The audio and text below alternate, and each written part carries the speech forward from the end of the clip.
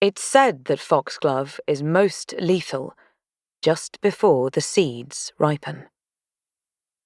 Signa could not help but think of that alluringly toxic flower and her family's manor that shared its namesake as she stared down at the corpse of the once Duke of Burness, Lord Julius Wakefield.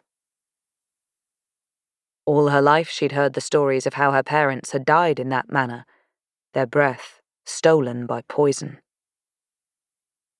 Signa had found wrinkled newspaper clippings detailing the incident, buried in her grandmother's attic when she was a child, and she remembered thinking what a beautifully tragic evening it must have been. She'd envisioned bodies dancing beneath a buttery haze of lights, while satin gowns twirled about the ballroom floor. And Signa thought of how lovely it must have been in those final moments before death arrived. She'd taken comfort knowing that her mother had died in a ball gown, doing what she'd loved most.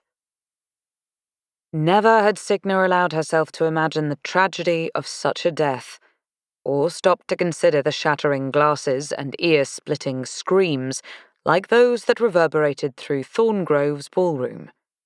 Until her cousin Blythe stumbled forward as someone shoved past her, Signa hadn't given any thought to how a person would have to mind their hands and toes to avoid being trampled by those who hurried past the body lying dead at their feet, rushing toward an exit.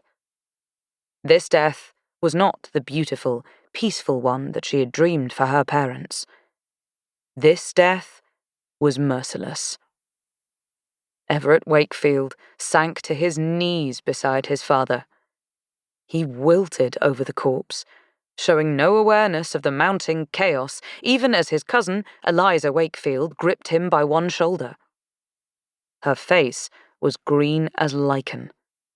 Gathering one long look at her dead uncle, she clutched her stomach and heaved her dinner onto the marble floor.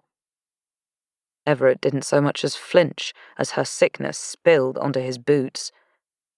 Moments before, the Duke of Burness had been all smiles as he'd prepared to partner with the Hawthornes on their esteemed business, Gray's Gentlemen's Club. The arrangement had been the town's most notable gossip for weeks, and a venture that Elijah Hawthorne, Signa's former guardian, had been preening about for even longer.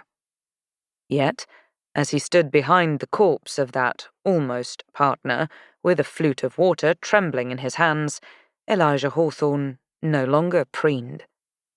He'd gone so white that his skin was like marble, veins of blue corded beneath his eyes. "Who did this to me?" Lord Wakefield's spirit hovered over his body, his translucent feet not quite touching the ground as he twisted to face Death and Signa, the only ones who could see him. Signa was asking herself the very same question, though with the restless crowd surrounding them, she couldn't very well answer Lord Wakefield aloud. She waited to see if more bodies would fall, wondering all the while if this was how it had been at Foxglove the night of her parents' deaths. If it had felt too bright and too glittery for the sickness that marred the air, and if her mother's sweat-soiled gown and coiled hair had felt as heavy then as Signa's did now. So lost in her thoughts and her panic was Signa that she flinched when Death whispered beside her, "Easy, little bird. No one else will die tonight." If that was meant to reassure her, he'd need to try harder. Everett held his father's limp hand, his tears falling in a bone-chilling silence, as his father's spirit sank to his knees before him.